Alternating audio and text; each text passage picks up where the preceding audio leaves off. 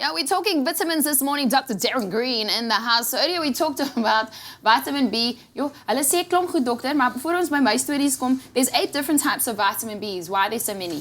Yeah, so they're micronutrients, so they all have different areas where they are essential. Some are essential in soft tissue, like obviously in the nerves. Some are essential in DNA synthesis. Others as parts of your other musculoskeletal system. What are the most important ones? So B1, thiamine, very important. When you drink too much, your thiamine reserves are depleted. So the hangover bubbulus is often implicated with the loss of thiamine.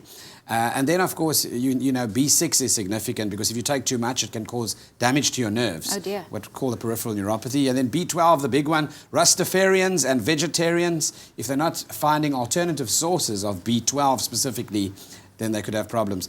The absorption of iron from the gut, and people that suffer from anemia is also very dependent on the amount of B12 because you can't absorb it without enough B12. So, okay, so let's backtrack quickly. You know the injection that they give you for vitamin B? Yes. A lot of people say, oh, you gaan het uitpiepie. Yeah, it's the don't one in take the buttocks, yes. Yeah. It's a painful one. It is the painful one. Does it work?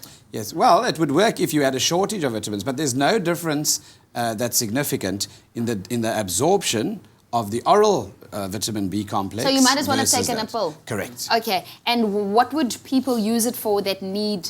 Is it for stress?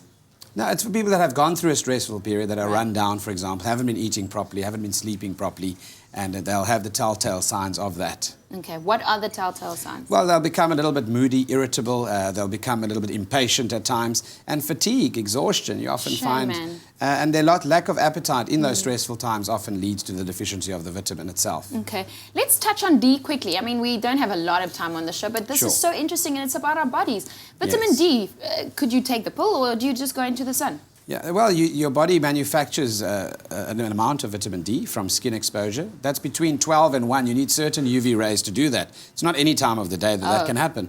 If you are supplementing vitamin D, it's essential to remember part of bone health and skin health. You also lower your levels of vitamin D as you get older and as you go through menopause and estrogen withdrawals. That's why it's important to look at that kind of supplementation.